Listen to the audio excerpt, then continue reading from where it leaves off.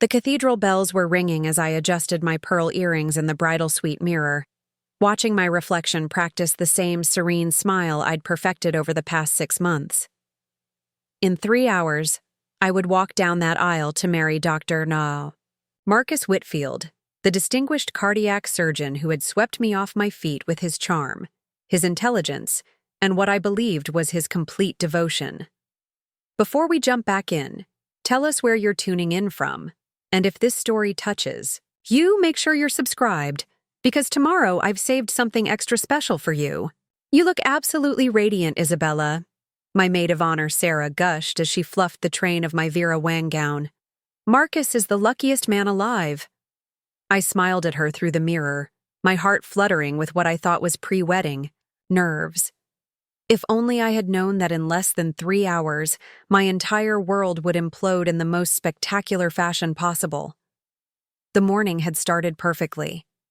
I'd woken up in my penthouse apartment overlooking Central Park, a space I'd carefully curated over my 8 years as a successful art gallery owner. The walls displayed pieces from emerging artists I'd discovered and nurtured, each painting and sculpture representing not just aesthetic beauty, but shrewd business investments that had built my reputation in Manhattan's elite art circles. Marcus had stayed at his own apartment the night before, insisting on tradition. "I want our wedding day to be perfect, darling," he'd said, kissing my forehead with that tender gesture that had made me fall in love with him. Every detail exactly as it should be. Now, as I applied my final touch of lipstick, I reflected on how we'd met. It had been at a charity auction for the Children's Hospital Foundation, where I was donating one of my gallery's most prized pieces. Marcus had been there as the guest speaker, discussing the hospital's groundbreaking pediatric cardiac program. When he'd approached me after his presentation, those piercing blue eyes had captured my attention immediately. "Isabella Chen, isn't it?" he'd said, extending his hand with practiced confidence. "I've heard remarkable things about your gallery. They say you have an eye for talent that others miss." That conversation had led to dinner, which led to a whirlwind romance that had consumed my life for the past 2 years. Marcus was everything I thought I wanted in a partner: successful, sophisticated, respected in his field. He moved through Manhattan's social circles with the ease of someone born to privilege, and when he'd proposed 6 months ago at the Metropolitan Opera during intermission of La Traviata, I'd felt like the luckiest woman in the world. "The photographer wants to get some shots of you alone before the bridesmaids arrive," Sarah said, checking her phone. "Something about capturing the bride's quiet moments." I nodded, turning from the mirror to face the room. The bridal suite at the Plaza Hotel was everything I'd dreamed of: elegant, luxurious, with floor-to-ceiling windows overlooking Fifth Avenue. Fresh white orchids filled crystal vases, their exotic perfume mixing with the subtle vanilla candles Sarah had lit earlier. The photographer, a renowned artist named James Morrison, entered with his assistant. His portfolio had impressed me immediately when we'd met months ago to plan the wedding coverage. His style captured raw emotion beneath polished surfaces, exactly what I wanted for what should have been the most important day of my life. "Isabella, you look stunning," James said, adjusting his camera settings. "Let's start with some natural shots by the window. Just be yourself. Think about the day ahead." As he began shooting, I let my mind wander to the ceremony. 300 guests would be waiting in the cathedral, including my parents who had flown in from San Francisco, Marcus's colleagues from the hospital, and what felt like half of Manhattan's art and medical communities. The reception at the Rainbow Room would feature the orchestra I'd insisted upon, the 7-course menu we'd spent months perfecting, and the 3-tier cake that had taken the bakery weeks to design. Preparing and narrating this story took us a lot of time, so if you are enjoying it, like this video, it means a lot to us. Now back to the story. Everything was perfect. Too perfect, as it turned out. "Can you tell me about your dress?" James asked, continuing to photograph. "The details are extraordinary." I looked down at the gown that had taken 6 months to create. The French lace had been hand-selected, the thousands of tiny pearls and crystals sewn individually by artisans in Milan. The dress had cost more than most people's cars, but for what I believed was a once-in-a-lifetime moment, no expense had been too great. "It's a custom Vera Wang," I replied, adjusting the cathedral-length veil. "We collaborated on the design. The lace pattern is based on cherry blossoms, a nod to my heritage." My phone buzzed with a text from Marcus. "Counting the minutes until I see you at the altar. I love you, future Mrs. Whitfield." I smiled, showing the message to Sarah. "He's nervous, too," she laughed. "It's sweet. If only we had known what kind of nerves he was really experiencing." The morning continued with the arrival of my bridesmaids, 5 women who had been my closest friends through the years. There was Emma, my business partner at the gallery; Rachel, my college roommate who now practiced law; Victoria, a fellow art collector who had become like a sister; Amanda, my yoga instructor turned wellness guru; and of course, Sarah, who had been my best friend since we'd met in graduate school. They filled the suite with laughter and champagne toasts, helping me into my shoes, adjusting my jewelry, offering the kind of emotional support that made me feel invincible. Each woman had played a role in my relationship with Marcus, hosting dinner parties where we'd grown closer, offering advice during our occasional disagreements, celebrating when he'd proposed. "Remember when you first brought Marcus to my gallery?" "Opening?" Emma said, applying her own lipstick in the mirror. "I could see it in your eyes immediately. You were completely smitten." I laughed, remembering that evening. Marcus had arrived late, straight from surgery, still carrying that intensity that surrounded him in the operating room. He'd spent the entire evening asking thoughtful questions about the artists, showing genuine interest in my work. By the end of the night, he'd purchased 3 pieces not as investments, but because he wanted to understand what mattered to me. He was so different from anyone I'd dated, I admitted, watching my friends bustle around the suite. Driven, focused, but also tender. The way he talked about his patients, the children he saved made me see the man behind the reputation. Victoria handed me my bouquet, a carefully arranged cascade of white peonies and blush roses. "And the way he looked at you," she added, "like you were the most precious thing in the room."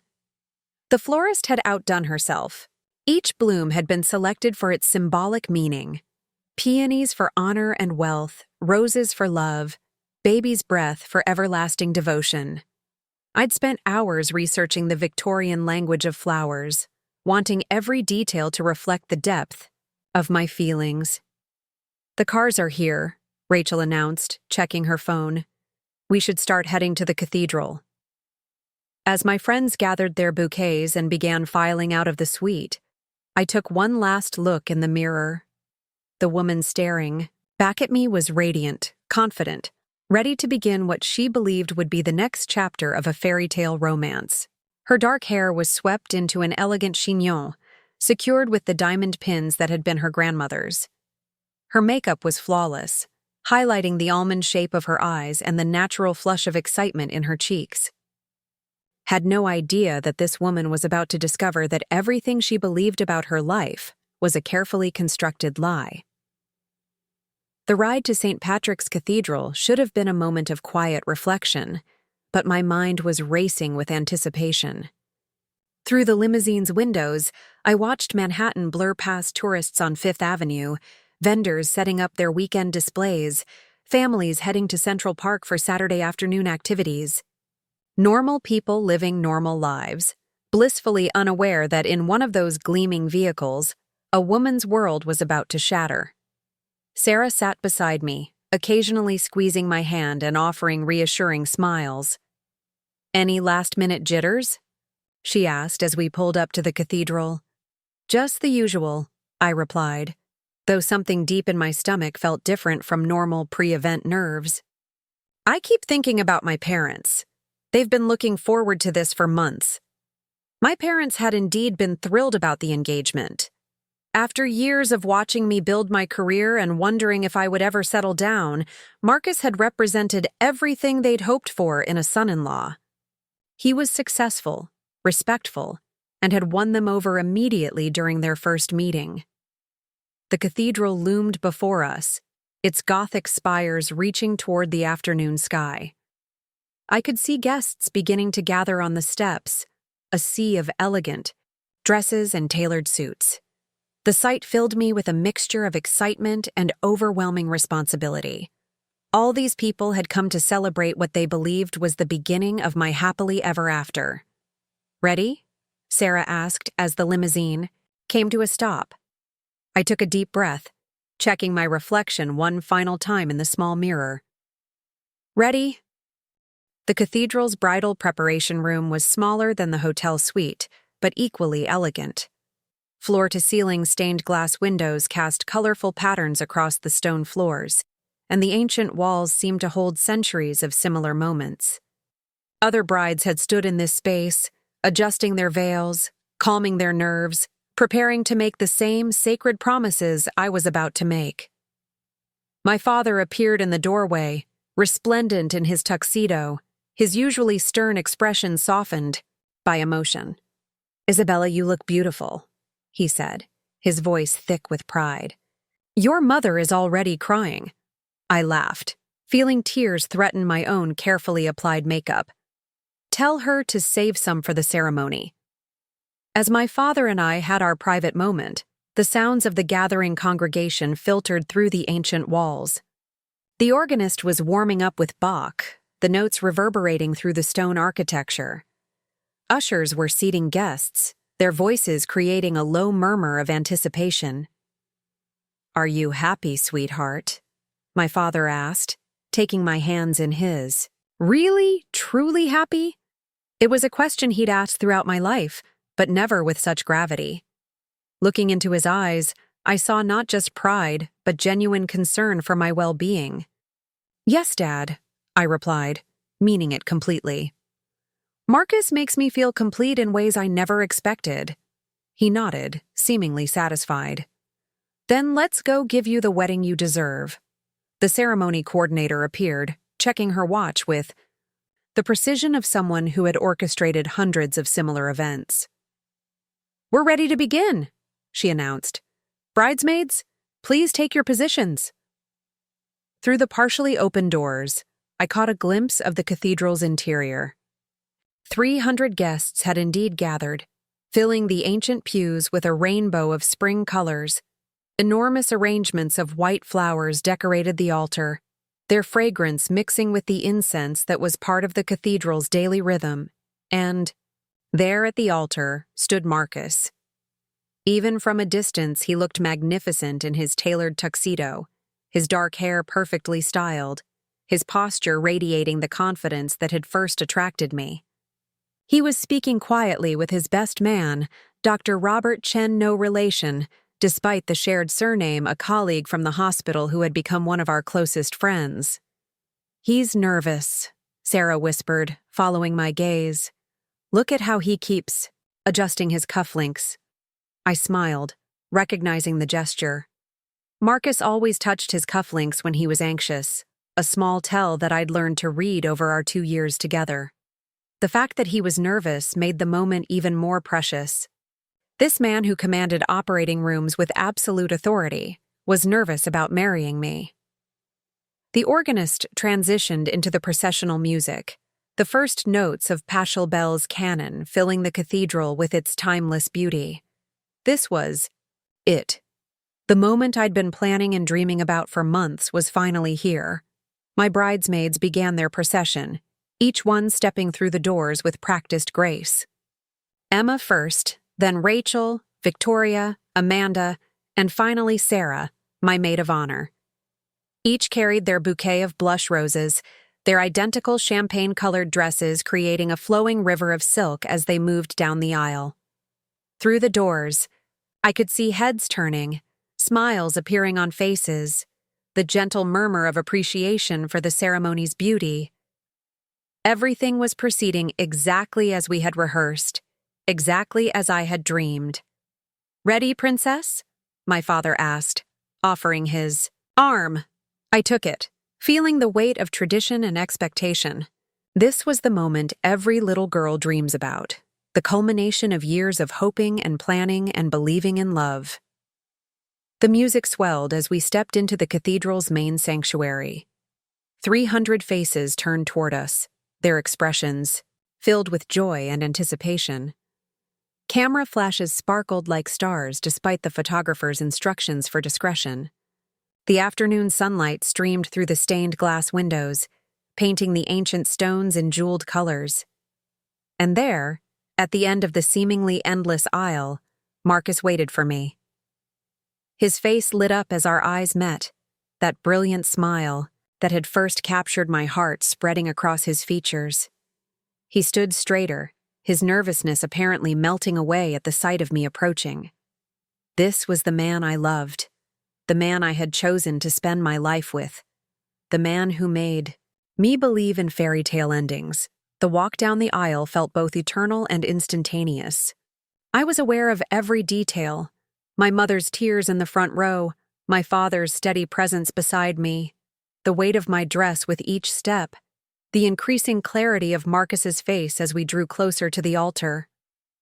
Halfway down the aisle, something made me glance toward the cathedral's main entrance. The massive wooden doors were slightly ajar, and for just a moment, I thought I saw a figure in the shadows. But when I looked again, focusing on that spot, there was nothing. I shook off the strange feeling and continued walking, my attention returning to Marcus. Whatever I thought I'd seen was probably just late-arriving guests or cathedral staff.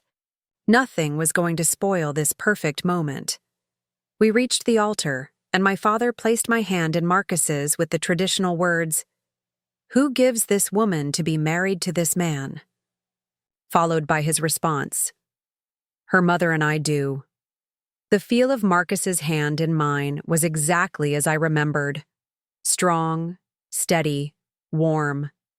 He squeezed gently, his eyes never leaving mine as my father kissed my cheek and took his seat beside my mother. "You look absolutely breathtaking," Marcus whispered as Father McKenna began the opening remarks. I smiled, feeling complete and utterly happy. This was my moment. Our moment. The beginning of everything I'd dreamed of. Father McKenna's voice filled the cathedral as he spoke about the sacred nature of marriage, the commitment we were about to make, the love that had brought us to this moment. His words were exactly what I'd hoped for. Traditional yet personal, acknowledging both the gravity of our vows and the joy of the occasion. "Marriage is not just the union of two people," he intoned, his voice carrying easily through the cathedral's acoustics, but the joining of two lives, two families, two futures into one shared journey. I was lost in the beauty of the moment, focused entirely on Marcus's face and the words that would bind us together, when the sound began.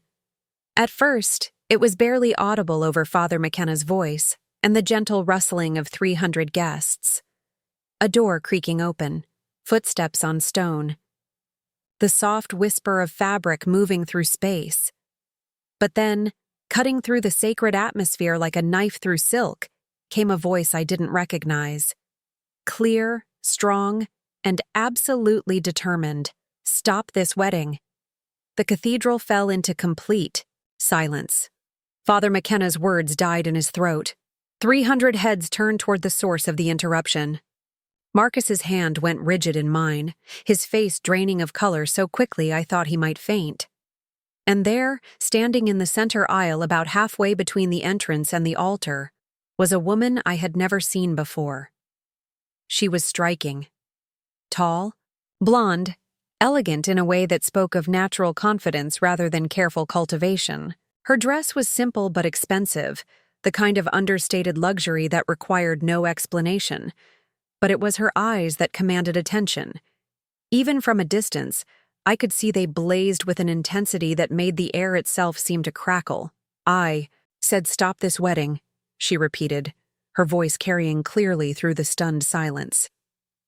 Father McKenna recovered first, his years of experience with difficult situations kicking in. "Ma'am, this is a private ceremony. If you could please—" "Private?" The woman laughed, but there was no humor in the sound. "There's nothing private about fraud." Marcus still hadn't spoken. In fact, he looked like he was having trouble breathing. The color had completely drained from his face, and his grip on my hand had become almost painful. "Marcus?" I whispered, confusion and the first tendrils of fear beginning to wind through my chest. "Who is she?" But before he could answer, the woman began walking toward the altar, her heels clicking against the stone floor with the rhythm of a countdown timer. "Ladies and gentlemen," she announced, her voice projecting with the confidence of someone accustomed to commanding attention, "you're about to witness something special. Not a wedding, but a revelation." She stopped about 10 feet from the altar, close enough that I could see her features clearly. She was beautiful, probably in her early 30s, with the kind of bone structure that suggested good breeding and the kind of poise that came from years of moving in elite circles. "Marcus," she said, and there was something in the way she spoke, his name that made my stomach drop. "Aren't you going to introduce me to your bride?" Marcus finally found his voice, though it came out as barely more than a croak. "Victoria, what are you doing here?" Victoria. The name hit me like a physical blow, not because I recognized it, but because of the way he said it. With familiarity. With a history that went far deeper than casual acquaintance. "What I should have done 2 years ago," she replied, her gaze never leaving his face. "Before you destroyed my life. Before you made me disappear so you could play house with your new toy." The cathedral had become so quiet I could hear my own heartbeat. 300 guests sat frozen, watching this drama unfold with the kind of horrified fascination reserved for train wrecks and natural disasters. "Marcus," I said again, my voice stronger now, demanding answers. "Who is this woman?" Victoria turned her attention to me for the first time, and when our eyes met, I saw something that chilled me to the bone. "Pity. Isabella, isn't it?" she said, her voice suddenly gentle. "I'm sorry you have to find out this way. I really am. But you deserve to know the truth before you make the biggest mistake of your life." "Know what truth?" I asked, though part of me was beginning to suspect I didn't want the answer. Victoria reached into her purse and pulled out what looked like a folded document. "The truth about who you're really marrying." She held up the paper, and even from a distance I could see it was official, formal, bearing what looked like government seals. "Marcus Whitfield," she announced, her voice carrying to every corner of the cathedral, "has been my husband for the past 5 years. The words hung in the air like a death sentence. Around us I could hear the sharp intake of breath from 300 guests, the rustle of fabric as people shifted in their seats, the creak of ancient wood as the full weight of her accusations settled over the congregation. But all I could focus on was Marcus's face. And in his expression, I saw the confirmation of my worst fears. He wasn't denying it. He wasn't protesting his innocence or demanding explanations. He was looking at this woman with the recognition of someone who had been caught in the lie of his lifetime. "Actually," Victoria continued, her voice gaining strength as she unfolded the document, "let me introduce my real husband to all of you properly. Dr. Marcus James Whitfield, born March 15th, 1985, in Greenwich, Connecticut. Married to Victoria Whitfield, née Morrison, on June 21st, 2019, in a private ceremony in the Hamptons." She held up what was unmistakably a marriage certificate, the official seal clearly visible even from where I stood. My legs suddenly felt unsteady. The cathedral seemed to tilt around me, the stained glass windows spinning like a kaleidoscope. This couldn't be happening. This couldn't be real. "Victoria, please." Marcus finally found his voice, but it was weak, desperate. "Let me explain." "Explain?" She cut him off, her composure cracking for the first time, revealing the fury beneath. "Explain how you told me you needed space to think about our marriage." Explain how you moved out temporarily to figure things out? Explain how that temporary separation turned into you completely disappearing from my life while you played house with another woman. The pieces were beginning to fall into place, creating a picture so horrifying I could barely process it. The man I loved, the man I was about to marry, the man I had planned to spend my life with, was already married. Isabella. Marcus turned. To me, his face pleading. I can explain everything. It's not what it seems. Not what it seems? Victoria laughed, the sound bitter and sharp. Show them the ring, Marcus. Show them the wedding ring you hid for 2 years. With growing horror, I watched as Marcus slowly reached into his pocket and pulled out a simple gold band. A wedding ring. A ring he had never mentioned, never worn in my presence, never even hinted at. The cathedral had become a tomb of silence. Even Father McKenna seemed at a loss for words, his liturgical training having never prepared him for anything quite like this. How long? I whispered, the words barely audible even to myself. Isabella, Marcus began. How long have you been married to her? I demanded, my voice suddenly strong and clear. Marcus looked between Victoria and me, trapped between two worlds that had just collided with devastating force. 5 years, Victoria answered when he couldn't. We've been married for 5 years, and for the first 3, we were happy. Or at least I thought we were. She turned back to the congregation, her bearing regal despite the emotional storm swirling around us. 2 years ago, my husband told me he needed time to think about our relationship. He moved out of our home in the Hamptons, said he needed space to figure out what he wanted. I gave it to him because I loved him, because I believed in our marriage. Her voice grew stronger with each word, as if speaking the truth was giving her power. What I didn't know was that he wasn't taking time to think. He was building an entirely new life with an entirely new woman.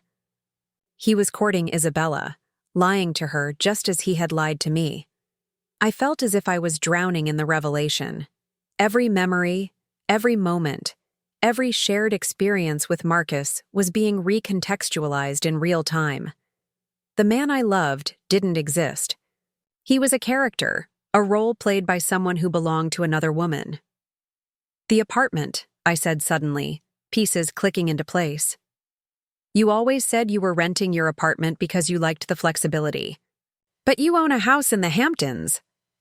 Our house, Victoria corrected gently. The house where we were supposed to grow old together. Marcus finally found his voice again. Victoria, I was going to tell you. Tell me what? She demanded. That you were planning to divorce me? Because you never filed papers, Marcus. You never even mentioned divorce. You just vanished from my life and built a new one. The implications of what she was saying began to sink in. If Marcus had never filed for divorce, if he was still legally married to Victoria, then what he was attempting to do here was bigamy, Victoria said, as if reading my thoughts. What you're witnessing here, ladies and gentlemen, is an attempted case of bigamy. My husband was about to illegally marry another woman while still married to me. The word hit the cathedral like a lightning strike. Bigamy. Not just adultery, not just emotional betrayal, but an actual crime. Marcus had been planning to commit a felony, and I had been the unwitting accomplice. I looked out at the congregation, seeing my parents' faces in the front row. My mother was covering her mouth with her hands, tears streaming down her cheeks. My father looked like he was ready to commit violence. Behind them, I could see 300 faces reflecting various degrees of shock, horror, and secondhand embarrassment. This was supposed to be the happiest day of my life. Instead, it was becoming the most humiliating moment I could possibly imagine. Isabella. Marcus reached for my hand, but I pulled away instinctively. Please let me explain. I love you. This doesn't change how I feel about you. Love? Victoria's voice cracked with emotion. You want to talk about love? I loved you, Marcus. I supported your career. I believed in your dreams. I built my life around our marriage. And you repaid that love by making me disappear. She turned to address me directly, her eyes filled with a mixture of anger and genuine sympathy. Isabella, I don't blame you. You didn't know. How could you? He's very good at lying, at creating whatever reality he thinks people want to see. But you deserve better than this. You deserve better than him. The truth of her words was undeniable. Everything about my relationship with Marcus was built on a foundation of lies. Every tender moment, every shared dream, every plan for the future, all of it was contaminated by the fact that he was already committed to someone else. The wedding rings, I said suddenly, another piece falling into place. You insisted we design our rings from scratch because you wanted them to be unique, but really, you needed them to be different from the ones you already have. Marcus's silence was answer enough. The house in the Hamptons, I continued, my voice growing stronger as my analytical mind began processing the deception. You said you'd never been there, that it wasn't your scene, but it's where you live, where you lived with her. Isabella, please. Stop, I said, cutting him off. Just stop talking. I turned to Victoria, this woman who had just destroyed my wedding, but might have saved my life. How did you find out? About me? About this? Victoria's expression softened. I hired a private investigator 6 months ago. After 2 years of silence, I needed to know if Marcus was alive, if he was okay, if he was ever coming home. What I discovered was that he was very much alive and planning to marry someone else. She reached into her purse again and pulled out a thick folder. I have photographs, documents, surveillance reports, everything you need to understand exactly how long and how carefully this deception has been planned. I stared at the folder, knowing that it contained the evidence that would completely shatter my understanding of the past 2 years. But I also knew I needed to see it, needed to understand the full scope of what had been done to both of us. Why now? I asked. Why? Didn't you stop this months ago when you found out? Victoria's composure finally cracked completely, tears beginning to flow down her cheeks, because I kept hoping he would come to his senses. I kept believing that the man I married was still in there somewhere, that he would realize what he was doing and come home. It wasn't until this morning when I saw the wedding announcement in the Times that I accepted the truth. She wiped her eyes with the back of her hand, smearing her carefully applied makeup. He was never coming home. He had replaced me completely, and if I didn't act today, he was going to make you an unknowing accomplice to a crime. I looked at Marcus, this man I had thought I knew, this man I had trusted with my heart and my future. He stood there in his perfect tuxedo, looking handsome and successful and completely destroyed. Is it true? I asked him directly. All of it? For a long moment, he said nothing. Then, finally, he nodded. Yes, he whispered. It's true. The admission hit me like a physical blow. Whatever small part of me had been hoping this was all some terrible mistake, some misunderstanding that could be explained away, died in that moment. I was standing at the altar of St. Patrick's Cathedral in front of 300 guests, wearing a dress that cost more than most people's cars, about to marry a man who was already married to someone else. The humiliation was overwhelming, but, underneath it, I felt something else beginning to grow. Something harder and more dangerous than embarrassment. Anger.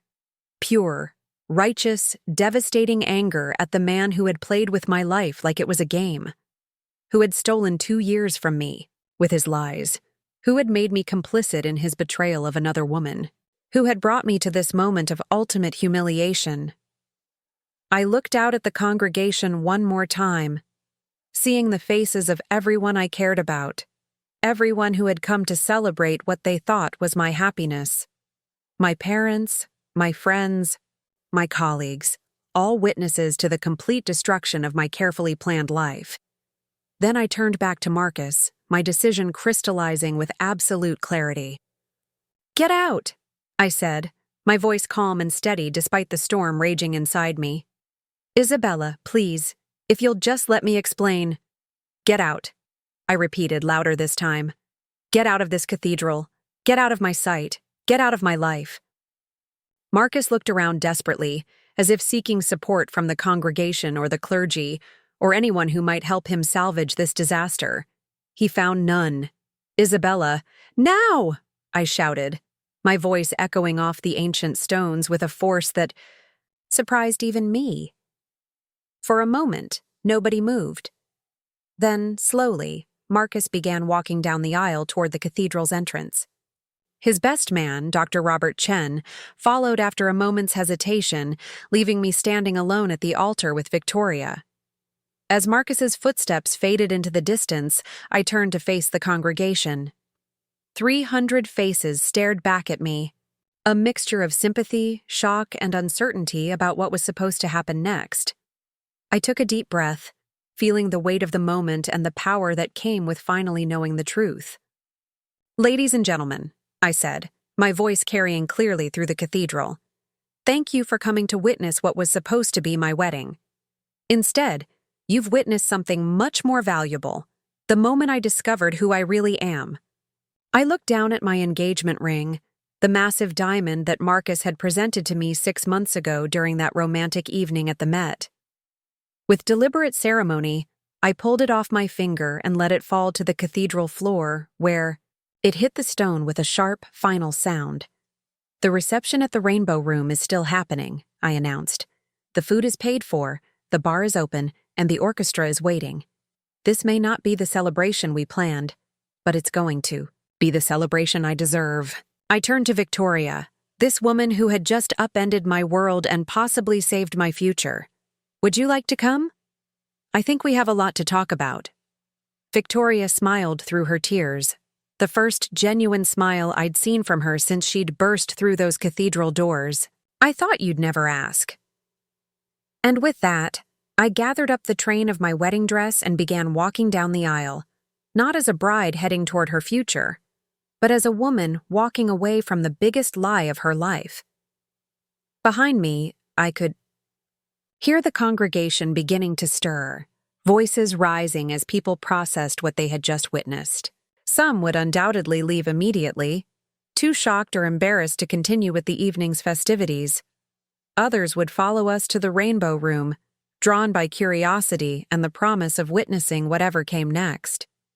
But as I walked through those cathedral doors with Victoria beside me, I realized something that filled me with unexpected strength. I was no longer the victim of Marcus Whitfield's deception. I was the survivor.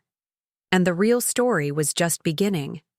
The elevator ride to the Rainbow Room felt surreal. Victoria and I stood side by side, two women who should have been enemies but had somehow become allies in the span of an hour. My wedding dress filled half the elevator car, its pristine white fabric a mockery of everything I had believed this day would represent. "How are you holding up?" Victoria asked quietly as we ascended through the floors of 30 Rockefeller Plaza. I caught my reflection in the elevator's mirrored walls. My makeup was still perfect, my hair still elegantly arranged, but my eyes held a hardness that hadn't been there this morning. "I'm not sure yet," I replied honestly. "Part of me feels like I'm still dreaming, or having a nightmare." The elevator chimed softly as we reached the 65th floor. Through the glass doors, I could see the Rainbow Room's Art Deco elegance waiting for us. The space I had spent months planning, the reception that was supposed to celebrate my new life, now felt like a stage set for something entirely different. "Isabella," Victoria said, placing a gentle hand on my arm before the doors opened. "I want you to know that I didn't do this to hurt you. I did it to save both of us." I studied her face, seeing sincerity beneath the determination. "I know," I said, "and I'm grateful, even if it doesn't feel that way yet." The doors opened to reveal chaos barely contained by elegant surroundings. The Rainbow Room's staff was clearly struggling to manage a situation they had never encountered. Before. Guests were arriving in clusters, their faces displaying every emotion from curiosity to outright horror. The wedding coordinator, a woman named Patricia who had guided me through months of planning, approached us with barely concealed panic. "Miss Isabella," she said, her voice strained. "We weren't sure if you were still coming. The catering staff is asking about service, and the orchestra is wondering about the program." I looked around the room that should have been hosting my wedding reception. The tables were set with the fine china I had selected, the centerpieces of white orchids, and blush roses perfectly arranged. The dance floor gleamed under the crystal chandeliers, waiting for the first dance that would never happen. "Proceed as planned," I said, surprised by the steadiness of my own voice. "Everyone who's here chose to come after what they witnessed. Let's give them an evening they'll never forget." Victoria squeezed my arm approvingly. "That's the spirit." As Patricia scurried away to relay instructions to the staff, I watched my parents enter the room. My mother's eyes were red from crying, but she held her head high as she approached us. My father's jaw was set in the way it got when he was furious, but trying to contain it. "Sweetheart," my mother said, pulling me into a careful embrace that avoided crushing my dress. "Are you all right?" "I'm going to be," I replied, meaning it more with each passing minute. My father extended his hand to Victoria. "I'm Thomas, Isabella's father. I believe we owe you a debt of gratitude."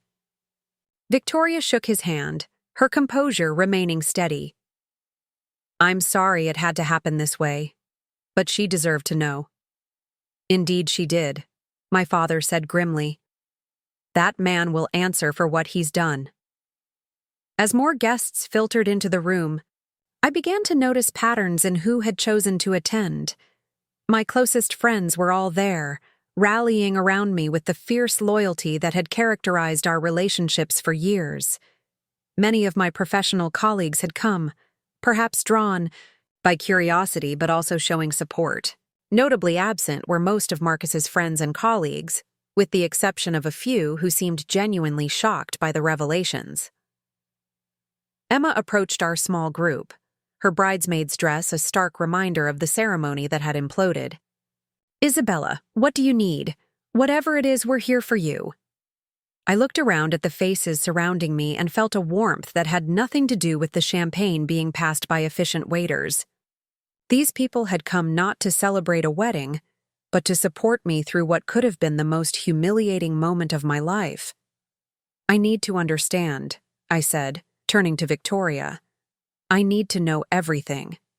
Victoria nodded, reaching into her purse to retrieve the folder she had shown at the cathedral. "I have it all here, but maybe we should find somewhere private to go through it." Patricia appeared at my elbow again. "Miss Isabella, there's a private dining room adjacent to the main space. You could use it if you need privacy." "Perfect," I said. I turned to address the gathering crowd. "Please, everyone, enjoy the evening. The food is exceptional, the bar is open, and the music will be wonderful. This isn't the celebration we planned, but it's still a celebration." I paused, gathering courage for what I needed to say next. Today I learned that the man I thought I loved never existed, but I also learned that I'm surrounded by people who truly care about me. So let's toast to truth, to friendship, and to the future. A spontaneous cheer arose from the crowd, and I felt something shift inside me. This wasn't about Marcus anymore. This was about reclaiming my power. Victoria and I made our way to the private dining room, followed by Emma, Sarah, and my parents. The space was smaller but equally elegant, with floor-to-ceiling windows offering a spectacular view of Manhattan. As we settled around the table, Victoria opened her folder. "Where do you want me to start?" she asked. "At the beginning," I said. "Tell me about your marriage." Victoria's expression softened as she pulled out a photograph. It showed her and Marcus on what was obviously their wedding day, both glowing with happiness on a beach at sunset. Marcus looked younger, more carefree, genuinely joyful in a way I realized I had never seen him. We met at a medical conference in Boston 4 years before we married, Victoria began. I was working in pharmaceutical research. He was completing his residency. It was one of those instant connections you read about but never believe actually happen. She traced the edge of the photograph with her finger. We were together for a year before he proposed. The wedding was small, just family and close friends. Marcus said he wanted to keep it intimate because our relationship was too precious to share with the world. I felt a stab of irony. The man who had insisted on a cathedral wedding with 300 guests had once preferred intimate ceremonies. What happened? Emma asked gently. Victoria pulled out more documents, bank statements, property records, travel itineraries. For the first 3 years, we were happy. At least I thought we were. Marcus was building his practice. I was advancing in my research. We bought the house in the Hamptons, talked about starting a family. She paused, her composure wavering slightly. Then about 2.5 years ago, things started to change. Marcus became distant, distracted. He said he was stressed about work, about the pressure of his new position. I believed him because I wanted to believe him. My father leaned forward. When did he move out? 2 years ago next month, Victoria replied. He said he needed space to think about our relationship, that he wasn't sure he was ready for the commitment of marriage. He moved into an apartment in the city, said it was temporary. I felt my stomach clench. 2 years ago was exactly when Marcus and I had met. I gave him the space he asked for, Victoria continued. I thought if I was patient, if I didn't pressure him, he would work through whatever was troubling him and come home. For months, I waited for him to call, to visit, to give me some sign that he was ready to work on our marriage. She pulled out a stack of phone records. These show my attempts to contact him, calls that went straight to voicemail, texts that were never returned, emails that bounced back. It was like he had disappeared from the face of the earth. Sarah shook her head in disgust. He ghosted his own wife. That's exactly what he did, Victoria confirmed. And while he was ghosting me, he was courting Isabella. She pulled out a surveillance photograph showing Marcus and me at dinner at a restaurant I recognized. We looked happy, intimate, completely absorbed in each other. Seeing it now, knowing what I knew, felt like looking at evidence of my own foolishness. How? Did you find out about me? I asked. Victoria's expression hardened. 6 months ago, I finally hired a private investigator. I needed to know if Marcus was alive, if he was okay, if there was any hope for our marriage. What I discovered was that not only was he alive and well, but he was planning to marry someone else. She spread out more photographs. Marcus and me at art gallery openings, at charity events, shopping for engagement rings. My life with him documented by a stranger's camera. Each image a piece of evidence in a case I hadn't known was being built, the investigator found out about the engagement announcement, about the wedding plans. I watched from a distance as you planned what should have been my husband's second wedding. I stared at the photographs, trying to reconcile the happiness I remembered, feeling in those moments with the devastating knowledge that it was all built on lies. Why didn't you contact me sooner? I asked. Victoria's eyes filled with tears. Because I kept hoping he would come to his senses. I kept believing that the man I married was still in there somewhere, that he would realize what he was doing and stop it himself. She wiped her eyes with a tissue Emma offered. It wasn't until this morning, when I saw the wedding announcement in the Times with your photo, that I accepted the truth. He wasn't coming back. He was going to go through with this. And if I didn't act, he was going to make you an unwitting accomplice to a crime. My mother, who had been silent throughout Victoria's story, finally spoke. You saved my daughter from a terrible mistake. I saved us both, Victoria replied. Because living with a lie isn't really living at all. I studied the evidence spread across the table, each document and photograph a piece of the puzzle that revealed the true scope of Marcus's deception. But there was something else I needed to understand. The money, I said suddenly. Marcus always said he was careful with his finances, that he preferred to rent rather than own. But if you own a house in the Hamptons, Victoria nodded grimly. That's another part of the deception. Marcus has been living a double life financially as well as emotionally. I have evidence that he's been using our joint accounts to fund his relationship with you while claiming to me that he needed financial support during our separation. She pulled out bank statements highlighted in yellow. Dinner at Le Bernardin, shopping at Tiffany, weekend trips to Napa Valley. All charged to accounts that I thought were being used for his living expenses. The implications hit me like a physical blow. Not only had Marcus been lying to me about his marital status, but he had been using his wife's money to court me. He bought my engagement ring with your money, I said, the words tasting bitter. Among other things, Victoria confirmed. The investigator traced thousands of dollars in charges directly related to your relationship. Emma leaned back in her chair, shaking her head. This is beyond betrayal. This is systematic fraud. Which brings us to what happens next, my father said, his lawyer instincts kicking in.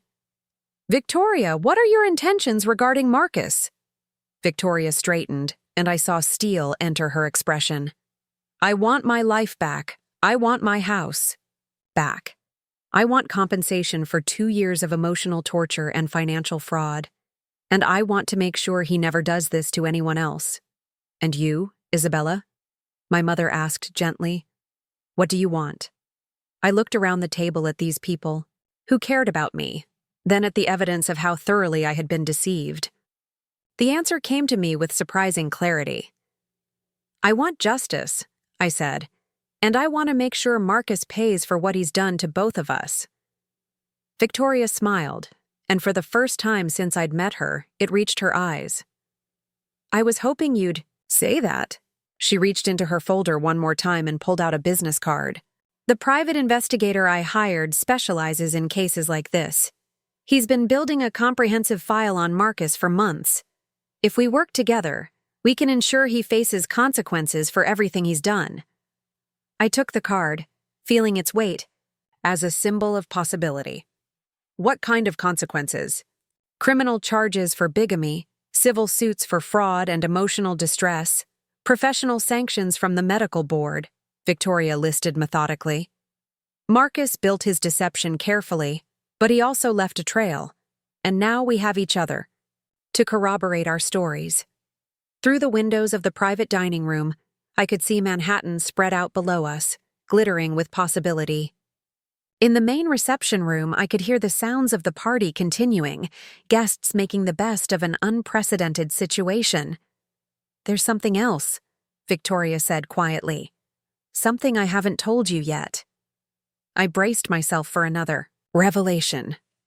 I'm pregnant. The words hung in the air like a bombshell. Victoria's hand moved instinctively to her stomach, and I saw the truth of it in her protective gesture. How far along? Emma asked gently. 12 weeks, Victoria replied. I found out 2 weeks ago. That's part of why I couldn't wait any longer to confront him. This child deserves to know their father, and that father deserves to face the consequences of his choices. I felt a complex mixture of emotions. Sympathy for Victoria's situation, anger at Marcus's betrayal becoming even more despicable, and something else I couldn't quite identify. Does he know? Sarah asked. Victoria shook her head. I tried to contact him when I found out, but his phone numbers are all blocked to me. I was going to tell him today, after I stopped the wedding. But now, she trailed off, uncertainty creeping into her voice for the first time. Now he gets to learn about it along with everything else, I said firmly. Victoria, this changes everything. This isn't just about revenge anymore. This is about protecting your child and ensuring they have the father they deserve. Victoria looked at me with surprise and gratitude. You're not angry? About the pregnancy? I considered the question seriously. Was I angry? Hurt? Jealous? All of those emotions were present, but underneath them was something stronger. I'm angry at Marcus, I said finally. But not at you, and not at your child. That baby is innocent in all of this, just like we were. Victoria's eyes filled with tears again, but this time they seemed to be tears of relief. Thank you, she whispered. I was so afraid you would hate me for this too. The only person I hate right now is the man who did this to us, I replied. And we're going to make sure he pays. I stood up, smoothing my wedding dress one final time before I changed. Out of it forever. Ladies and gentlemen, I announced to our small group, we have work to do, and we're going to start tonight. Through the glass doors, I could see the reception continuing in full swing. My guests had indeed made the best of the situation, and I could hear laughter mixing with the orchestra's music. But in this private room, surrounded by evidence of deception and allies' injustice, I felt something I hadn't expected to feel today. Power. Marcus had tried to control two women's lives through his lies and manipulation, but his biggest mistake had been bringing us together, because now, instead of being his victims, Victoria and I were going to be his worst nightmare. The real wedding might have been canceled, but the real partnership was just beginning. By Monday morning, my apartment had been transformed into a war room. Victoria and I sat at my dining table, which was now covered with documents, photographs, legal pads, and 3 laptops. The private investigator she had hired, Daniel Rodriguez, was expected within the hour with additional evidence we hadn't yet seen.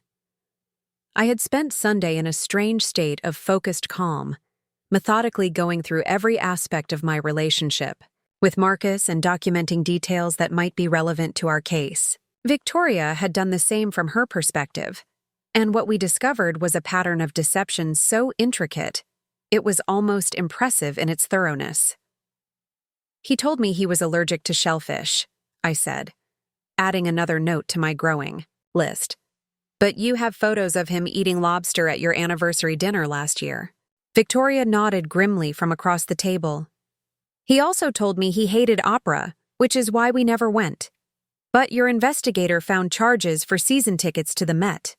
We had been comparing notes like this for hours, building a comprehensive picture of how Marcus had tailored his personality to suit each relationship. The man I thought I knew had preferences, opinions, and even allergies that were completely fabricated. The apartment he showed me, I continued, the one he said he was renting for flexibility. I looked up the property records yesterday. It's been in his name for 3 years. 3 years, Victoria repeated. So he bought it a year before he told me he needed space. He was planning his exit strategy long before he admitted anything was wrong. My phone buzzed with a text from Emma. Saw the news coverage. How are you holding up? I had been avoiding the media since Saturday, but apparently our cathedral drama had made the society pages. The story was being covered as a scandalous society wedding gone wrong, with speculation about the mysterious woman who had interrupted the ceremony.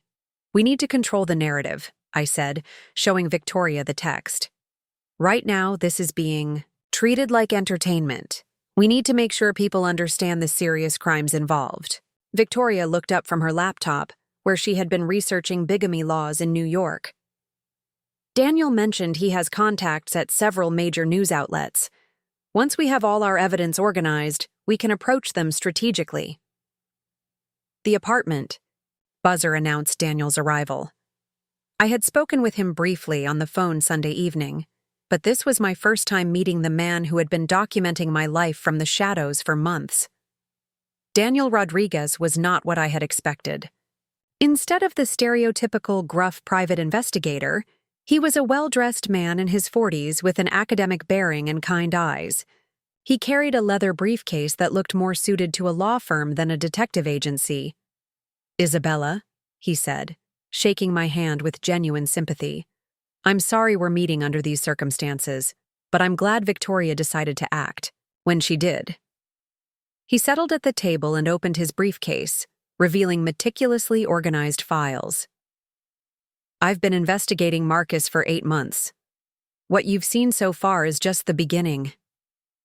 He pulled out a thick folder labeled Financial Analysis and spread its contents across the table. Bank statements, credit card records, investment accounts, property deeds, and financial documents I didn't recognize filled the available space. Marcus has been running a sophisticated financial fraud operation, Daniel began.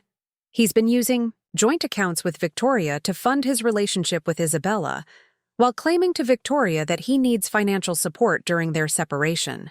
I studied the highlighted charges on the statements. Thousands of dollars spent on restaurants, jewelry, travel, and entertainment. All the romantic gestures Marcus had made during our courtship, paid for with his wife's money. But it goes deeper than that, Daniel continued. Marcus has also been systematically moving assets out of joint accounts and into accounts that only he controls. He's been preparing for a complete financial break from Victoria while making sure she couldn't access funds to fight back. Victoria's face had gone pale as she processed the information. How much? Based on what I've traced so far, approximately $400,000 over the past 2 years, moved in small increments to avoid triggering automatic alerts. The number hit me like a physical blow. Marcus hadn't just been stealing from Victoria emotionally, he had been systematically robbing her financially to fund his deception. There's more, Daniel said, pulling out another folder. Medical records. He spread out documents that showed Marcus had been seeing a therapist for the past year. But according to the session notes Daniel had somehow obtained, Marcus wasn't discussing marital problems or relationship anxiety. He's been discussing strategies for managing multiple relationships, Daniel explained. The notes indicate he was seeking advice on compartmentalization and emotional manipulation techniques. I felt sick reading the session notes. Marcus had been treating his double life as a psychological challenge to be managed rather than a moral crisis to be resolved.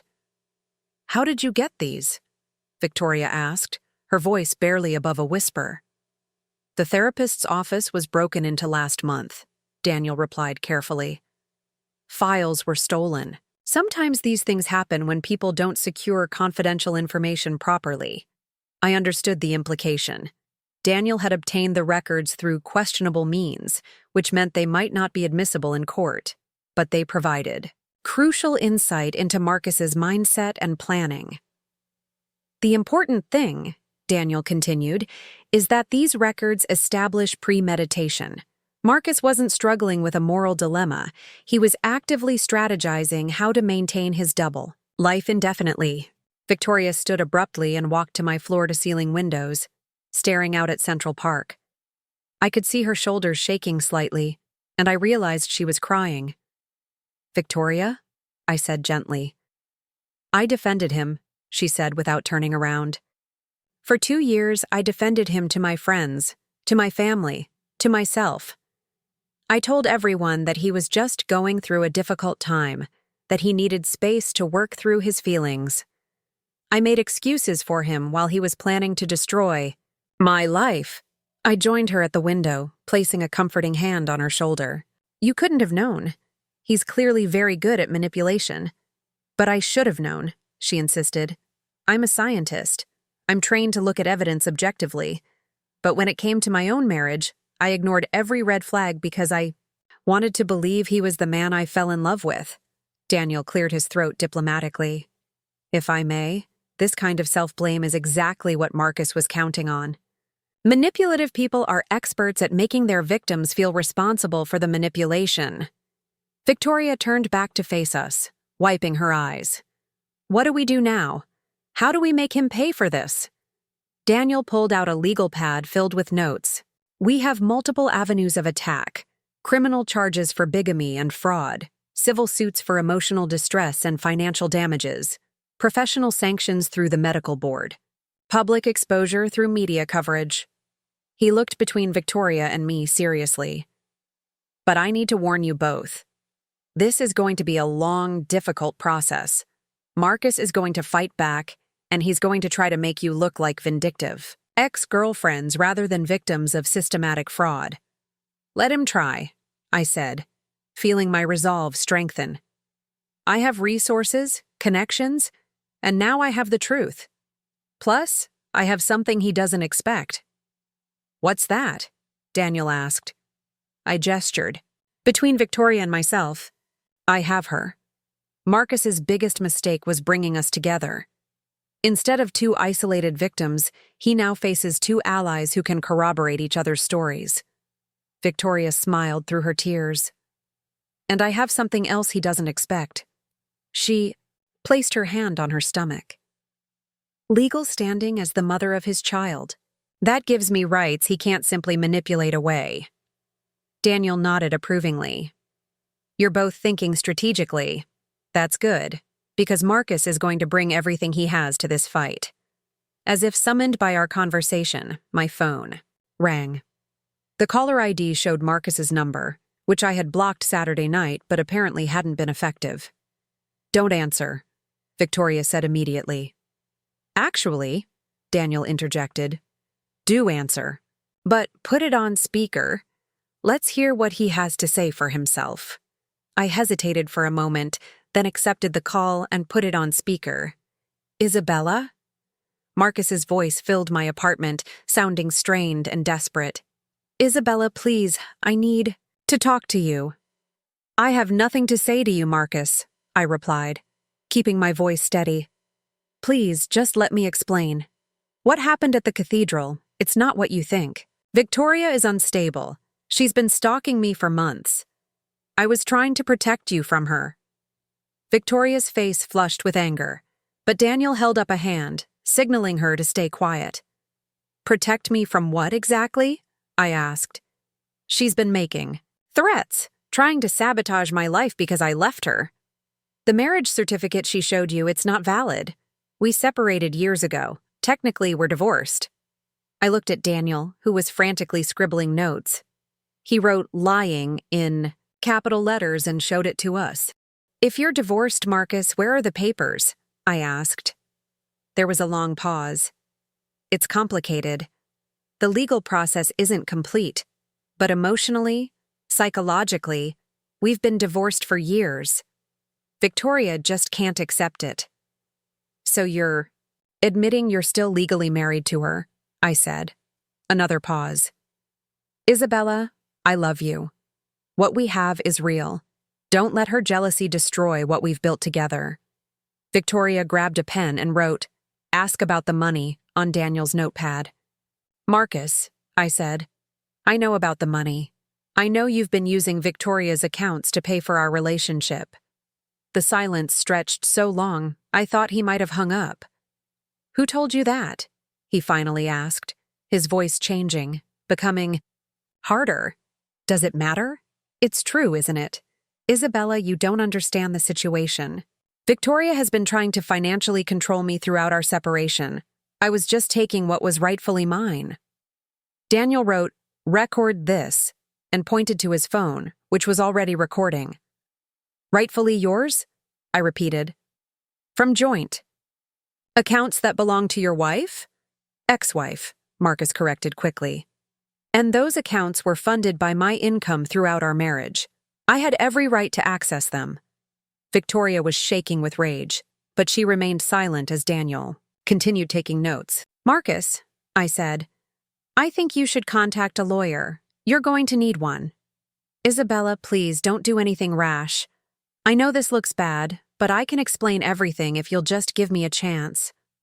The time for explanations was 2 years ago, I replied. When you decided to build a relationship with me while still married to someone else, that's not how it happened. I hung up. The apartment fell silent except for the sound of Daniel's pen scratching across his notepad. Well, he said finally. That was illuminating. He just admitted to taking money from joint accounts, claimed a legal divorce that doesn't exist, and tried to paint Victoria as an unstable stalker. Victoria finally spoke, her voice tight with controlled fury. 20 minutes. I've been trying to reach him for 20 months, and he answers Isabella's phone after 3 days. Because he thinks he can still manipulate the situation, Daniel explained.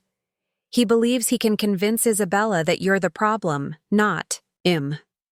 I walked back to the table and looked at the evidence spread across its surface. Financial records, surveillance photos, medical documents, legal papers. The complete documentation of Marcus's systematic betrayal. "What's our first move?" I asked. Daniel consulted his notes. "We file a police report for fraud and attempted bigamy. We contact the medical board about professional misconduct. We serve him with civil suits for emotional distress and financial damages. And we prepare for him to fight back with everything he has." "How long will all this take?" Victoria asked. "Months, possibly years for everything to be resolved. But we can start applying pressure immediately." I thought about my gallery, my business, my reputation in Manhattan's art community. Going public with this would inevitably affect my professional life. But the alternative was letting Marcus continue his pattern of deception with the next victim.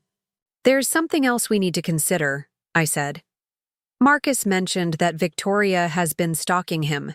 He's going to try to flip the narrative, make himself the victim." Daniel nodded. "We anticipated that. That's why documentation is so important.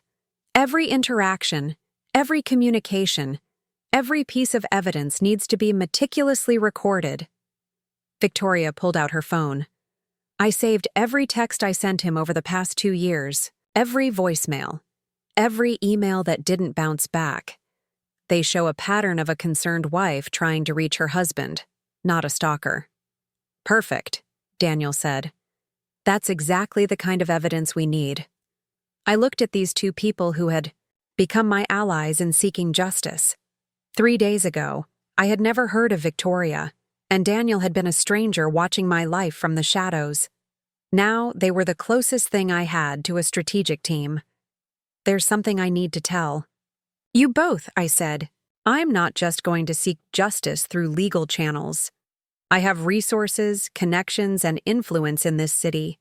I'm going to make sure that everyone who matters knows exactly what Marcus did." Victoria raised an eyebrow. "What kind of resources?" I smiled, feeling my business instincts kick in. "I own one of Manhattan's premier art galleries. I move in circles that include judges, politicians, media moguls, and social influencers. Marcus built his reputation carefully, but reputations can be destroyed just as carefully." Daniel leaned forward with interest. "What are you thinking?" "I'm thinking that Marcus is about to learn what happens when someone tries to destroy Isabella's life," I replied. "He's going to face consequences he never imagined, from directions he never anticipated." Victoria's smile was sharp with approval. "I like the sound of that." "Then let's get to work," I said, pulling my laptop closer. "Marcus wanted to play games with our lives. Now he gets to find out what happens when the game changes rules." The transformation was beginning, from shocked bride to strategic adversary. Marcus had underestimated both of us, but he had especially underestimated me. That was going to be his biggest mistake. The first domino fell on Tuesday morning at exactly 9:47 a.m., when Dr. Richard Morrison, chief of cardiology at Manhattan Presbyterian Hospital, received an anonymous package containing detailed documentation of Marcus's fraudulent behavior. By 10:15 a.m., Marcus had been called into an emergency meeting with hospital administration. I knew this because Daniel had strategically positioned himself in the hospital's parking garage with surveillance equipment, documenting Marcus's increasingly frantic phone calls as he paced between his BMW and the hospital entrance. "He's been on the phone for 20 minutes, Daniel reported from his position. "Based on his body language, the conversations aren't going well." Victoria and I sat in my gallery's private office, watching the live feed on Daniel's laptop while I conducted business as usual. I had 3 potential buyers coming in that afternoon to view a new acquisition, and maintaining normalcy was crucial to our strategy. "The medical board meeting is scheduled for Thursday," Victoria noted, checking her tablet. "They've expedited the review based on the severity of the allegations." I smiled, adjusting the placement of a sculpture that one of my clients was considering. Amazing how quickly professional organizations respond when they receive comprehensive documentation of criminal behavior. The documentation Daniel had compiled was truly impressive. Bank records showing Marcus using Victoria's money to fund his courtship of me. Emails between Marcus and his therapist discussing manipulation strategies. Surveillance photos proving he had been living a double life for over 2 years. And most damning of all, recorded conversations where Marcus admitted to taking money from joint accounts. Phase 1 is working perfectly, I said, reviewing our timeline. Professional pressure first, then legal consequences, then social destruction. My phone buzzed with a text from Emma. Saw Marcus at Coffee Bean this morning. He looked terrible. What did you do? I showed the message to Victoria, who laughed for the first time since I'd met her. He's probably realizing that his carefully constructed world is starting to crumble. This is just the beginning, I replied, typing back to Emma that I was simply ensuring Marcus faced appropriate consequences for his actions. Daniel's voice crackled through the laptop speakers. He's heading back into the hospital. Based on the call I intercepted, he's been suspended pending investigation. Victoria leaned back in her chair, a satisfied expression crossing her face. Good. He's always been so proud of his position at the hospital. Now he gets to explain to his colleagues why he's under investigation for fraud. I pulled up the contact list I had spent Monday evening compiling. Manhattan's social and professional elite operated through interconnected networks, and I had spent years building relationships within those networks. Judges who collected art, politicians who attended my gallery openings, journalists who relied on me for insights into the art market. Time for Phase 2, I announced, reaching for my phone. My first call was to Margaret Steinberg, society columnist for the Manhattan Mirror. Margaret had covered my gallery's exhibitions for years, and she owed me several favors for exclusive access to celebrity clients. Isabella, darling, Margaret answered immediately. I heard about the cathedral incident. Are you all right? I'm fine, Margaret, but I need your help with something important. Of course, anything. I need you to investigate a story about systematic fraud in Manhattan's medical community. A prominent cardiac surgeon has been running financial scams while committing bigamy. There was a pause as Margaret processed the implications. Are we talking about your ex-fiancé? We're talking about a criminal who happens to have been deceiving me along with several other victims. Can you provide documentation? Extensive documentation. Bank records, surveillance footage, recorded confessions. Everything you need for a comprehensive exposé. Margaret's excitement was audible. This could be front-page material. When can we meet? This afternoon. But Margaret, I want your word that this will be handled as serious investigative journalism, not society gossip. You have it. This sounds like a legitimate public interest story. After ending the call, I turned to Victoria, who had been listening with growing admiration. You're really doing this, she said. You're going to destroy him professionally and socially. I'm going to expose him, I corrected. Marcus destroyed himself with his choices. I'm just making sure the consequences match the crimes. My second call was to Jonathan Hayes, a prosecutor in the Manhattan District Attorney's Office who had purchased several pieces from my gallery over the years. Jonathan was ambitious, intelligent, and always interested in high-profile cases that could advance his career. Isabella, Jonathan answered warmly. Congratulations on your engagement. I saw the announcement in the Times. Actually, Jonathan, that's why I'm calling. The engagement is off, and I need to report several serious crimes. His tone immediately became professional. What kind of crimes? Fraud, attempted bigamy, systematic financial theft. I have comprehensive documentation. Can you come in this afternoon? I'll be there at 3. As I hung up, Daniel's voice came through the laptop again. Marcus just left the hospital. He's driving erratically, and he's made 6 phone calls in the past 10 minutes. He's panicking, Victoria observed. He's probably realizing that his professional life is falling apart. Wait until he discovers what's happening to his social life, I replied, dialing my next number. Caroline Mitchell answered on the first ring. Caroline was the president of the Manhattan Medical Wives Association, a social organization that wielded considerable influence in the city's medical community. She was also a regular client of my gallery and someone I considered a friend. Isabella, I'm so glad you called. I wanted to check on you after what happened at the cathedral. Caroline, I need to inform you about something serious. It affects the reputation of your organization and the safety of its members. What are you talking about? Dr. Marcus Whitfield has been running a systematic fraud operation, including bigamy and financial theft. I have documentation proving he's been deceiving multiple women while stealing money to fund his criminal activities. The silence on the other end of the line stretched for nearly 30 seconds. Isabella, are you certain about these allegations? Completely. Certain. I have bank records, surveillance footage, and recorded admissions. The district attorney's office is opening an investigation this afternoon. My God. If this is true, it affects several of our members who know him socially. Caroline, I'm not asking you to take action based on my word alone, but I wanted you to be aware that this story is going to become public very soon, and your organization may want to distance itself from Marcus before that happens. I appreciate the warning. Can you send me the documentation? I'll have copies delivered to your office this afternoon. After ending the call, I sat back in my chair, feeling a mixture of satisfaction and exhaustion. In less than 2 hours, I had set in motion a series of events that would systematically dismantle Marcus's professional and social standing. How many more calls? Victoria asked. I consulted my list.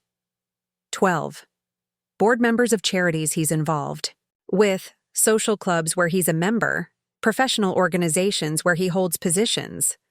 Daniel's voice interrupted us again. Marcus just pulled into a law office parking lot. Brennan, Hayes & Associates, high-end criminal defense firm. Smart. Move, Victoria said. Too late, but smart. I stood up and walked to my gallery's main floor, where the afternoon light was streaming through the floor-to-ceiling windows. My space was beautiful, successful, built through years of hard work and careful relationship building. Marcus had tried to make me a footnote in his fraudulent life story, but instead, he had given me the motivation to demonstrate exactly how powerful I could be when properly motivated. Isabella, Victoria called from the office, you should see this. I returned to find her pointing at Daniel's laptop screen, which showed a live news feed from Manhattan Mirror's website. The headline read, Prominent Surgeon Under Investigation. For fraud and bigamy. Margaret works fast, I said with satisfaction. The article was brief but devastating. It identified Marcus by name, described the basic allegations, and promised a comprehensive investigative report in tomorrow's print edition. Most importantly, it established the story as legitimate news rather than gossip. Look at the comments, Victoria said, scrolling down. The comment section was already filling with responses from people who knew Marcus professionally or socially. Some expressed shock and disbelief. Others shared their own suspicions about his behavior. A few claimed they had always known something was wrong with him.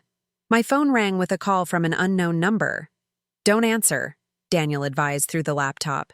It's probably a reporter. As if to confirm his warning, my gallery's main line began ringing immediately afterward. This is going to get intense quickly, I said, watching both phones continue to ring.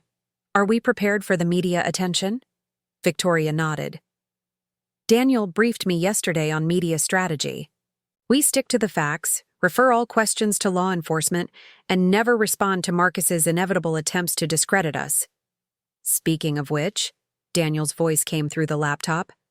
Marcus just left the law office. He's making more phone calls, and based on his gestures, he's very agitated. I felt a moment of something that might have been sympathy. Marcus's world was collapsing around him, and while he had brought it on himself, it was still a human being experiencing the destruction of everything he had built. But then I remembered Victoria's tears. her 2 years of confusion and self-blame. I remembered the $400,000 he had stolen from her. I remembered my own humiliation in that cathedral, the moment when 300 people watched my fairy tale wedding explode into a nightmare of lies. The sympathy evaporated. Phase 3 begins tomorrow, I announced, returning to my desk to review the remaining items on our strategic timeline. What's Phase 3? Victoria asked. I smiled, pulling up a list of social events scheduled for the coming weeks. Charity, galas, art exhibition openings, medical society dinners, cultural fundraisers, events where Manhattan's elite gathered to see and be seen.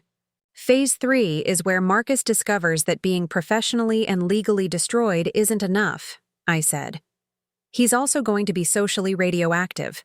By the time we're finished, he won't be able to show his face at any respectable gathering in this city. Victoria studied the list of events with growing understanding.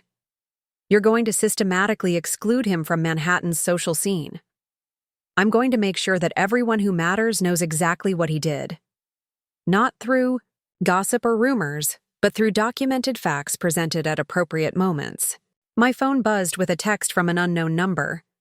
We need to talk. This has gone too far. M. I showed the message to Victoria, who shook her head firmly. He's feeling the pressure, she said. But talking to him now would only give him an opportunity to manipulate the situation. Agreed, I replied, deleting the message without responding. Daniel's voice crackled through the laptop again. Marcus is heading toward Isabella's neighborhood. He's probably coming to the gallery. I felt a chill of unease. While I was confident in our legal and strategic position, the thought of facing Marcus in person so soon after discovering his deception was unsettling. Should we call the police? Victoria asked, reading my expression. Not yet, I decided. But let's make sure we're prepared. I pressed the security alert button under my desk, which would notify my security service that I might need assistance. I also activated the gallery's recording system, ensuring that any conversation would be documented. If he comes in, we stay calm, we stick to the facts, and we don't give him any ammunition to use against us, I said. Through the gallery's front windows, I could see Marcus's BMW pulling up to the curb. He sat in the car for several minutes, apparently talking on his phone, before finally stepping out onto the sidewalk. He looked terrible. His usually perfectly styled hair was disheveled, his expensive suit was wrinkled, and his face showed the strain of a man whose carefully constructed world was falling apart. He's coming to the door, Victoria observed, moving away from the windows. Marcus appeared in the gallery's entrance, his presence immediately changing the atmosphere of the space. He looked around at the artwork with the same appreciative expression I had once found charming, then his eyes found mine. "Isabella," he said, his voice carrying a mixture of desperation and barely controlled anger. "We need to talk." "I have nothing to say to you, Marcus," I replied, keeping my voice steady and professional. "This has to stop," he said, stepping further into the gallery. "You're destroying my life based on lies and misunderstandings." Victoria stepped into view from behind a sculpture, and Marcus's face immediately hardened. "You," he said, pointing at her with obvious fury. "This is all your fault. You couldn't accept that our marriage was over, so you've poisoned Isabella against me." "Our marriage isn't over, Marcus," Victoria replied calmly. "We're still legally married. The divorce papers you claim exist don't exist." "That's a technicality. It's a fact," I interrupted. "Just like the fact that you've been stealing money from Victoria to fund our relationship. Just like the fact that you were planning to commit bigamy." Marcus's composure finally cracked. "Completely. You don't understand the situation. Victoria has been making my life hell for 2 years. I had to protect myself, protect us." "By lying to me about everything?" I asked. "By stealing money? By planning to illegally marry me while you were already married to someone else?" I love you, he said, and for a moment, his voice carried an echo of the tenderness that had once made me believe in our future. What we have is real. Don't let her jealousy destroy it. I looked at this man who had been the center of my world for 2 years, and I felt nothing but pity for his inability to accept responsibility for his actions. Marcus, I said gently, what we had was based on lies. You can't build love on a foundation of deception. Isabella, please. It's over, I said firmly. Your professional life, your social standing, your ability to hurt other women the way you hurt Victoria and me, all of it is over. Marcus stared at me for a long moment, as if seeing me clearly for the first time. You have no idea what you've done, he said finally, his voice cold and threatening. No idea what this is going to cost you. Is that a threat? Victoria asked, stepping closer to me in a gesture of solidarity. It's a promise, Marcus replied. You think you can destroy my life without consequences? You're both about to learn how wrong you are. With that, he turned and walked out of the gallery, leaving Victoria and me standing among the beautiful artwork that represented everything I had built through honesty and hard work. Well, Victoria said after a moment, that could have gone worse. I activated my phone's recording app and called Daniel. Did you get all of that? Every word, he confirmed. And the security cameras caught his threatening gestures. That recording is going straight to the prosecutor's office. I looked at Victoria, this woman who had become my unlikely ally in seeking justice. He's going to fight back, I said. He's going to try to destroy us both. Victoria smiled grimly. Let him try. He's already shown us exactly who he is. Now it's time to show him exactly who we are. The real battle was just beginning. 3 months after the cathedral incident, I stood in the same rainbow room where my wedding reception should have been, but this time the occasion was entirely different. The Manhattan Arts Foundation was hosting its annual gala, and I was being honored for my contributions to emerging artists. The irony wasn't lost on me that I was celebrating one of my greatest professional achievements in the space where my personal life had imploded so spectacularly. Victoria stood beside me at the bar, her pregnancy now visible at 5 months, glowing with the kind of contentment I hadn't seen in her during those first desperate weeks. The past 3 months had transformed both of us in ways neither could have anticipated. Have you seen the latest update from Daniel? She asked, checking her phone discreetly. I nodded, sipping my sparkling water. The latest report from our private investigator had contained news that felt like poetic justice. Marcus had been arrested that morning on federal fraud charges. The FBI's Financial Crimes Unit had spent weeks building a case based on the evidence we'd provided, and they'd discovered the scope of his criminal activity extended far beyond what any of us had imagined. 12 victims across 5 states, I murmured, still processing the magnitude of what we'd helped uncover. 12 women he was simultaneously courting or defrauding. Victoria shook her head in amazement. The FBI agent said we were just the tip of the iceberg. Marcus had been running these schemes for over a decade. The revelation had been both vindicating and horrifying. Our investigation had led authorities to a network of women across the country who had been victimized by Marcus's systematic manipulation. Some had lost money, others had been emotionally devastated, and several had been left wondering if their relationships had ever been real. Isabella. A familiar voice interrupted our conversation. I turned to see Judge Patricia Hawthorne approaching, her expression warm but serious.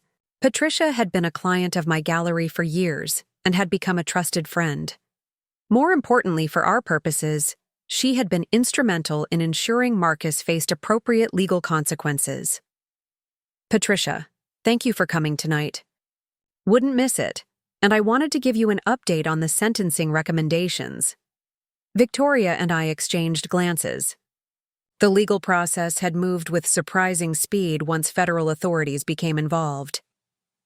The prosecutors are recommending 15 years for the fraud charges, plus additional time for the bigamy and identity theft counts. Patricia continued, quietly. With his cooperation in identifying other victims, he might see some reduction, but he's looking at a minimum of 10 years in federal prison. I felt a complex mixture of emotions: relief that justice was being served, satisfaction that Marcus would face real consequences, but also a strange emptiness now that our long campaign was nearing its end. "What about restitution for the victims?" Victoria asked. "Full financial restitution is part of the plea agreement. The court has frozen all his assets, including the properties and investment accounts he thought he'd hidden. Every victim will be compensated." Patricia paused, studying our faces carefully. "I hope you both realize what you've accomplished. Your courage in coming forward and your meticulous documentation didn't just get justice for yourselves. You saved dozens of other women from becoming his victims." After Patricia moved on to other guests, Victoria and I found a quiet corner overlooking the Manhattan skyline. The city sparkled below us, full of possibility and promise. "Do you ever wonder what would have happened if I hadn't interrupted the wedding?" Victoria asked, her hand resting on her growing belly. I considered the question seriously. "I think about it sometimes. Marcus would have committed bigamy. You would have remained invisible and abandoned, and eventually he would have moved on to victim number 13, and you would have been legally tied to a criminal." "Worse than that," I said, watching the lights of Central Park below. "I would have spent years living a lie, wondering why I never felt completely happy, never understanding that the man I'd married didn't actually exist." The past 3 months had been a whirlwind of legal proceedings, media attention, and personal growth. The society scandal had initially threatened my gallery's reputation, but the full truth about Marcus's criminal network had transformed the narrative. Instead of being seen as a victim of romantic fraud, I had become known as a woman who'd fought back against systematic abuse. The gallery's never been more successful, I mused, thinking about the waiting list of clients who wanted to work with me. "Apparently, taking down a criminal mastermind is good for business," Victoria laughed. "And my research position at Columbia is better than anything I had before Marcus destroyed my career trajectory. Sometimes the universe has a sense of humor." It was true. Victoria's decision to pursue legal action against Marcus had led to connections with other fraud victims, several of whom worked in pharmaceutical research. Her expertise in biochemistry, combined with her experience navigating complex legal issues, had made her invaluable to a research team studying pharmaceutical fraud. She was building a new career that was both personally fulfilling and professionally prestigious. "There's something I need to tell you," Victoria said, her tone becoming more serious. I turned to face her fully, noting the nervous energy in her expression. "Marcus contacted me yesterday. My blood immediately ran cold." "How?" "I thought his communications were monitored." "They are. This was through his lawyer. He's asking to sign away parental rights to the baby." The statement hung in the air between us. Victoria's pregnancy had been one of the most complex aspects of our entire ordeal. She was carrying the child of a man who had systematically destroyed multiple lives, but she was also determined to protect that child from his influence. "What did you tell the lawyer?" "That I needed time to think about it. But honestly, Isabella, I don't know what's best for the baby. Having a father in federal prison isn't ideal, but having no father at all." I placed my hand over hers on the bar. "Victoria, you're going to be an amazing mother, and that baby is going to have something Marcus never gave any of us: complete honesty from day one. But what if the child asks about their father someday? Then you'll tell them the truth, that their father made terrible choices that hurt many people, but that those choices don't define them. That they have a mother who fought for justice and built a life based on integrity." Victoria's eyes filled with tears, but she was smiling. "You always know exactly what to say." "I've had 3 months to think about it," I admitted. "And I've realized something important.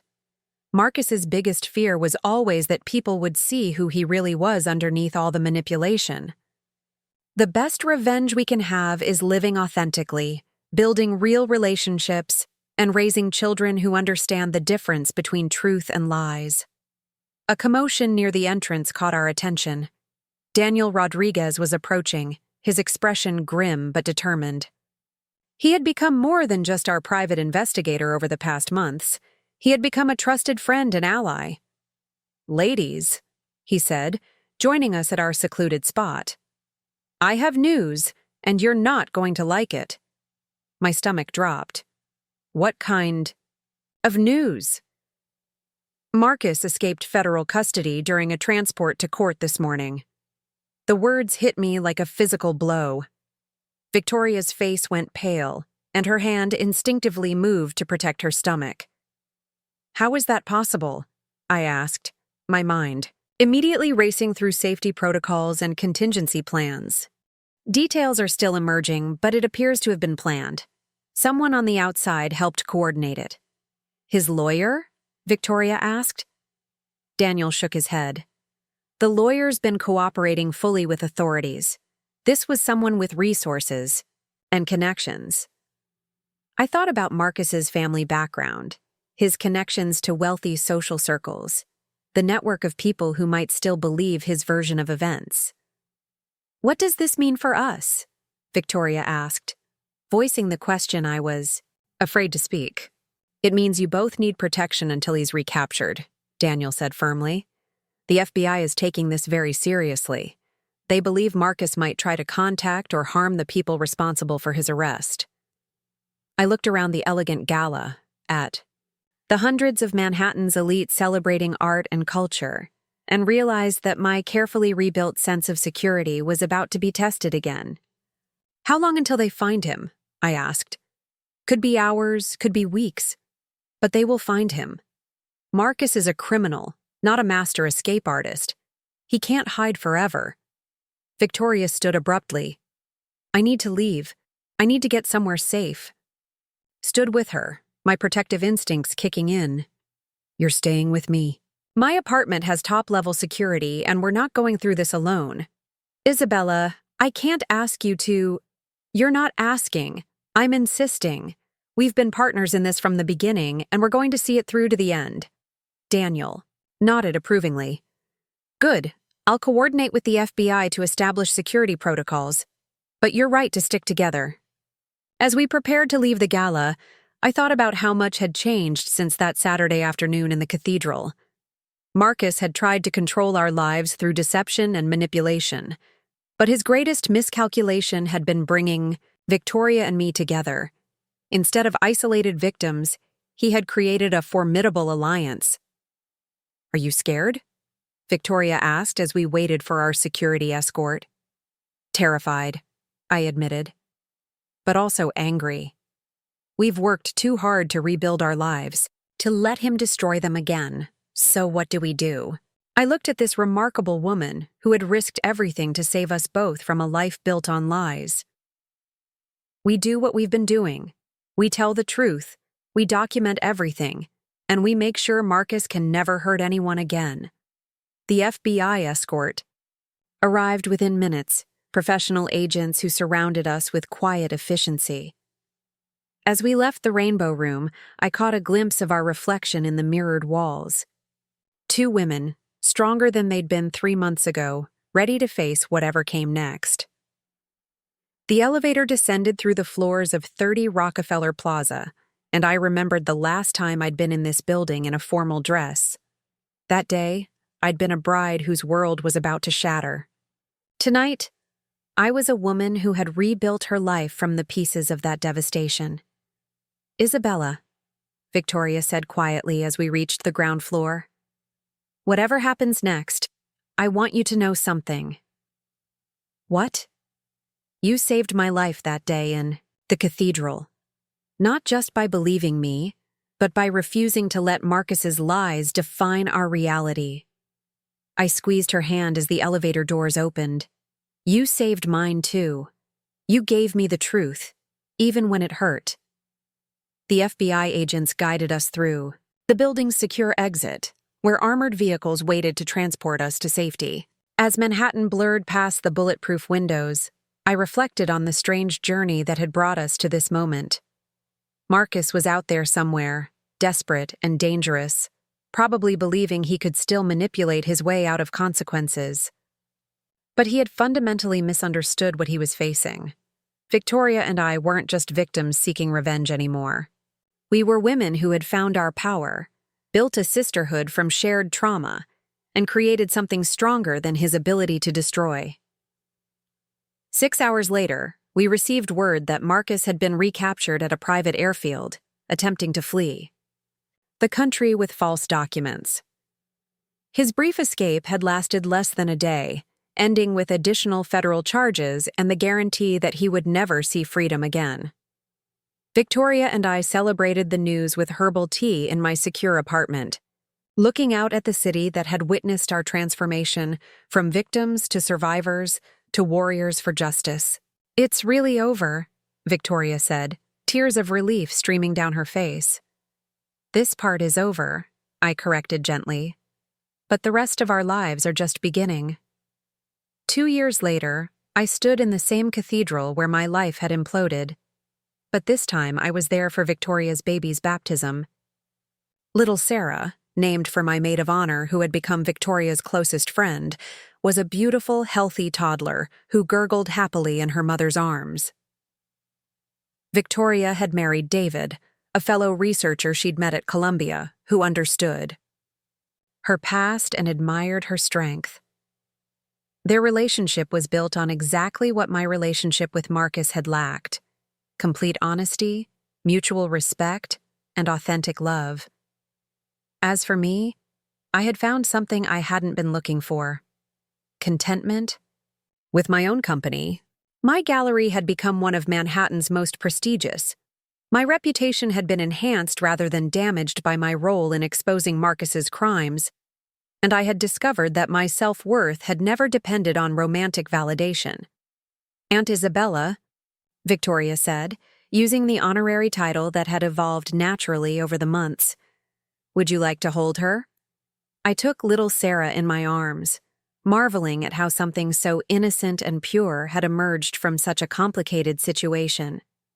The baby looked up at me with curious eyes, completely unaware of the dramatic circumstances surrounding her conception. "She'll never have to wonder if her life is built on lies," I said softly. "No," Victoria agreed. "She'll grow up knowing that truth is always worth fighting for, no matter how painful it might be." As I held that baby in the same cathedral where Marcus had tried to make me an accomplice to his crimes, I felt a profound sense of completion. We had started this journey as victims of deception.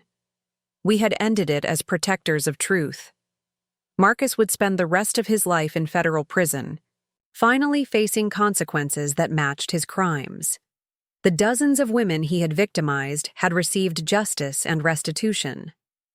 And Victoria and I had built something beautiful from the wreckage he had left behind: a friendship based on shared strength, a commitment to protecting others from similar predators, and the unshakable knowledge that we could survive anything, together. The cathedral bells rang as the baptism ceremony concluded, their sound echoing off the ancient stones with the same resonance they had carried 2 years earlier. But this time, instead of announcing a wedding built on lies, they were celebrating new life built on truth. As we walked out of the cathedral together, Victoria with her husband and daughter, me with my chosen family of friends, I realized that Marcus's greatest failure hadn't been getting caught. It had been his fundamental misunderstanding of what he was trying to destroy. He had thought he was manipulating 2 isolated women who would remain powerless against his deception. Instead, he had created 2 warriors who would spend the rest of their lives ensuring that truth prevailed over lies, that justice conquered manipulation, and that women like us would never again stand alone against men like him. The story that began with "Stop this wedding" had ended with something far more powerful: start this sisterhood. And in a city full of fairy tale endings, ours had turned out to be the most authentic of all. Up next, you've got 2 more standout stories right on your screen. If this one hit the mark, you won't want to pass these up. Just click and check them out. And don't forget to like, subscribe, and turn on the notification bell so you don't miss any upload from us.